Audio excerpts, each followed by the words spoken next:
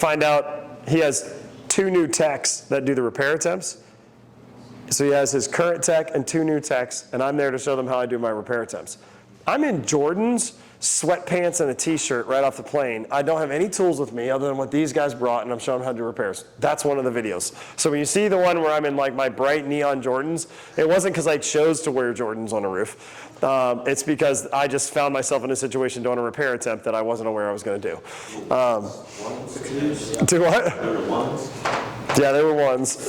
They were ones. They're mids. They're actually Air Zooms. They're Jordan Air Zooms, so they're the really comfortable ones. But yeah, they were mids. Anyway, so here's some crucial photos. I want you to go to photos 19, 20, 21, and 22. If you're going to do repair attempts, you either need the DeWalt nail gun or you need a roofing hatchet. The reason I use a roofing hatchet is because they love to hit you with the angle of how far you should raise the shingle, and that just doesn't work for me. Here's why. If this is the roof plane, okay, and I know I have to drive a flush nail, because that's how every manufacturer wants you to drive a flush nail, if you use a claw tooth hammer, this is going to be terrible, it curves like this, okay? So to put this flush on the surface, the shingle is going to end up being like this when you set it down. If you use a hatchet, that shows more of the straight 90 degrees. A roofing hatchet shows that, which means the shingle is going to butt up against it here, and it shows how high you actually have to raise a shingle to drive a flush fastener. And that's every single manufacturer requires a flush fastener. So photos number 21 and 22 are the most powerful photo you can show to be like, this is exactly how high I have to raise the shingle. Very simple. Buy yourself a roof hatchet or use the mag hammer. For any of you that use tarps and you have the mag hammer, I love that thing. Which, by the way, I don't know if have you noticed that the mag hammer is like at an angle? Like it's not straight, it's not 90 degrees. It's designed to be on a roof, just like tapping away at that thing. So if you're not used to that, if you're used to like a framer's hammer, the first time you get to use a mag hammer, you're like, what the fuck is wrong with this thing? No, it's because it is at an angle. It's a little bit confusing for you. So here's some other important photos. When you're done with the repair, that's photo 24. I pause and I take a photo before I test everything. Then I test granular retention, delamination, again, I test everything. And then photo number 27, after I've marked it all the failures, photo 27, off to the right, I've set every failure. This helps me show them that 7 shingles were damaged in the repair process. That means the repair ratio here is 2 to 7. 2 shingles will damage 7. That means the single shingle repair ratio is 1 to 5 because we only added the right and left shingles to the extra shingle. So that's how many shingles get damaged. Now I put it together in a report, and here's another beautiful thing. This will be back office. I want back office to build this, and I want field to add input. Have you ever read an engineer report? Yeah. Like a carrier side engineer report? Yeah. Okay. Do you really think the insurance company, the desk adjuster that used to work at Build-A-Bear, read that report to its entirety? No, what did they read? Conclusions and summaries, findings and summaries, right? That's what they go to right away. So I write a summary, and at the end of this, I have a summary. Past that summary, I have a description of every failure point I find. Now they're all on here. There's some failure points I didn't find on this one, but I put them all in this report. You should rewrite those. You should copy and paste those and change them to be a little bit different. If they're the exact same as mine, at some point they're going to figure that out. But if you as a company decide a failure point's this, that's fine for the entire, doesn't matter what section of A&M, what division, what department, what city of A&M, if you guys have universally agreed we're going to call this failure point this, great. Pre-save that snippet, right, that narrative, whatever it may be, and then set, ready to go. Makes your repair attempt reports super easy. And the question that always comes up is, do I do a repair attempt video or do I do a photo file? I do both. I set my phone up to record, and then after I set my phone up to record, I take my iPad and I take pictures with my iPad while I'm doing it. So that way I've got it recorded and I've got all the photos in the file. Super simple. Now when I do them, I typically bring my social media guy and he records it. Funniest shit I ever did. We got him to pull a shingle. We said, we'll pull the shingle, we'll cover the area. Now they didn't know that, but we'd had the homeowner sign a contract for $595 to cover the area. Then they said, you got to do a repair. We sent them photos on the repair attempt. And then they said, well, you have to video it. So we went back to the homeowner. We had the homeowner sign a contract to do the repair. And on our repair estimate, it had videographer on there. And then when the claim finally got approved, we sent them over $3,000 in invoicing for all the trips they made us out there. And they said, we're not paying for your videographer. And we said, here's where you said this is part of it. This is not the normal course of work for us. You asked for us, we wouldn't have hired a videographer to be there if you hadn't asked for it. And they ended up paying over $3,000 in bullshit for being stupid, for making poor decisions. And these are all one-page contracts that we have pre-made, ready to go. And if you're not utilizing those now, you will be utilizing them soon, because you're going to make sure you're ready to invoice and pay, bill for all the activity to pull shingles or do repair attempts or anything like that. Okay? So simple. Okay? Like I'm currently collecting 80, almost 85%. It's technically 83.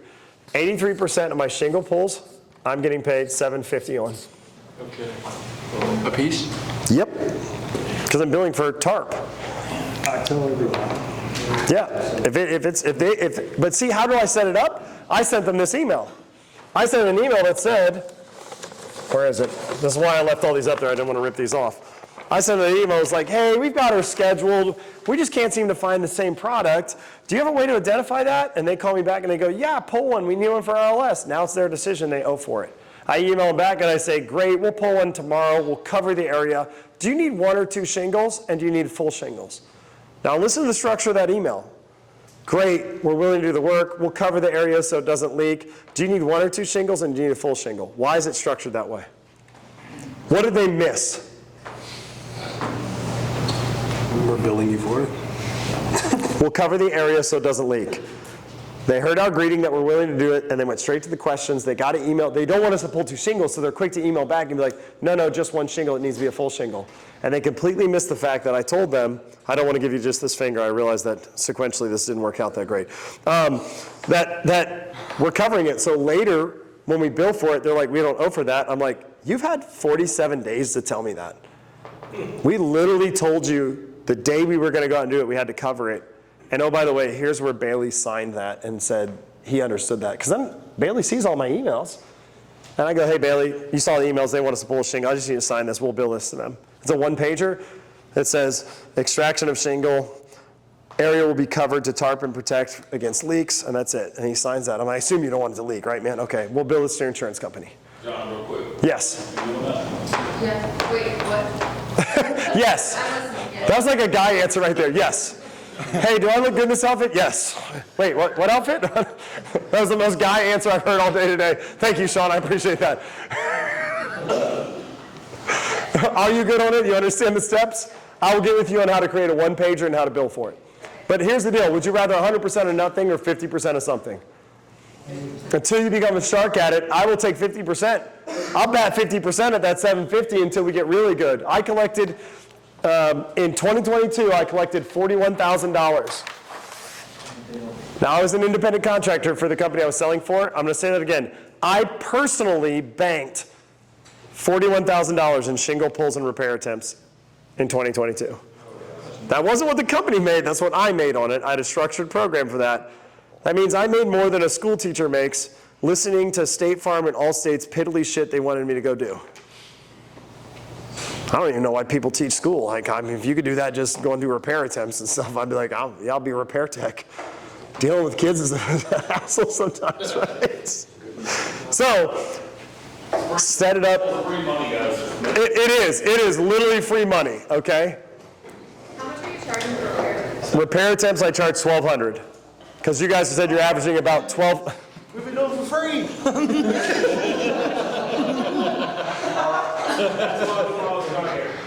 You guys will make today's money back in about 3 or 4 tries, okay? Something finally clicked, man. That's why I do this in the afternoon, to see if you guys are awake or not, because you guys are like, motherfucker. We've been doing free shit for Jake for how many months now? What's your question? Can we still recoup those bills? If it's reasonably close, I would say yes. But I'm going to pause here and say this.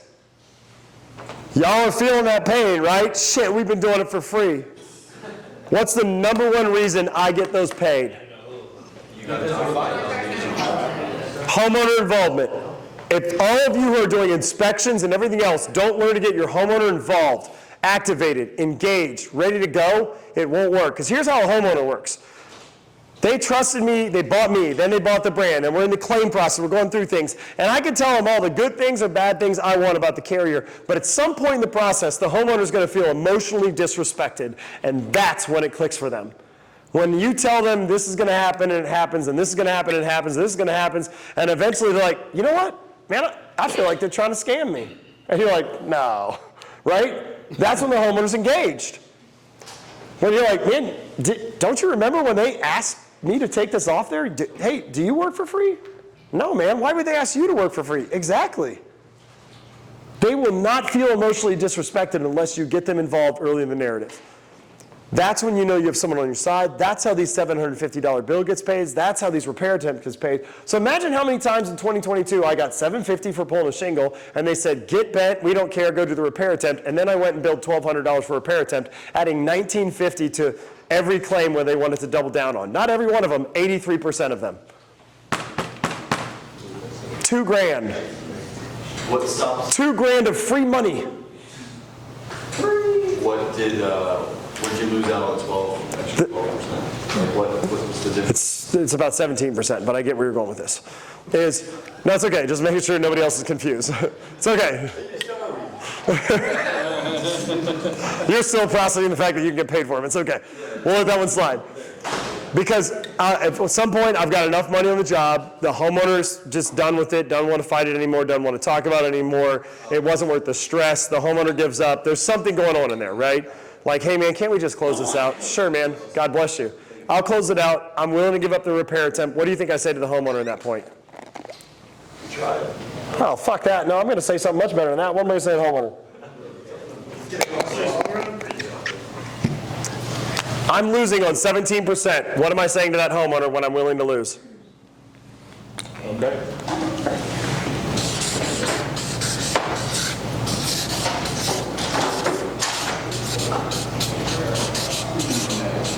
Look, man, I'm willing to give up on it. You know what would help me since we're giving up on this $2,000? Can you connect me with one of your friends or family members?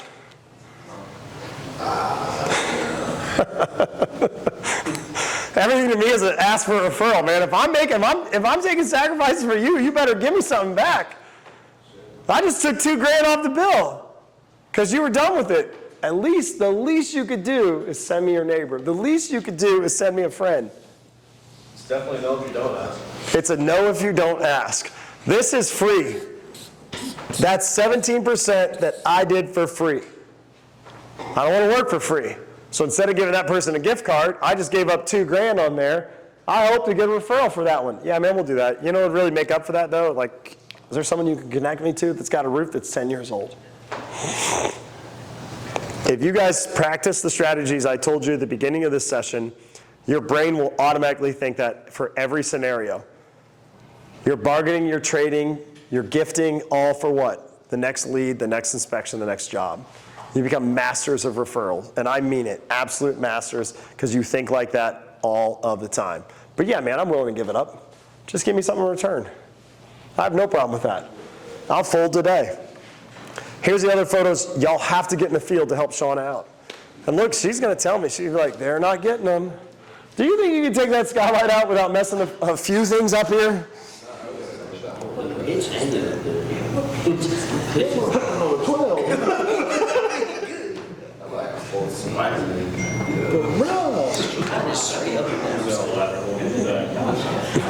That's a 12-12 pitch, and I'm down at like the very corner, so I was not happy about this one. Like, this is a super steep roof, and you can see me, I'm standing at the gutter edge. I was like holding on the skylight, and then like stood up, took the picture, and like went back down to hold on the skylight. Because I'm 12-12 on the corner of this thing. It was not fun. See, I have to have a way to annotate, mark, identify what we actually need around this skylight. Do you know that Velux in their installation instructions says that you have to cut 5 inches of felt out in in a replacement? Let's say you are not on the roof. You have to cut 5 inches of felt out, which means to do that, I'd have to bend the shingles which way?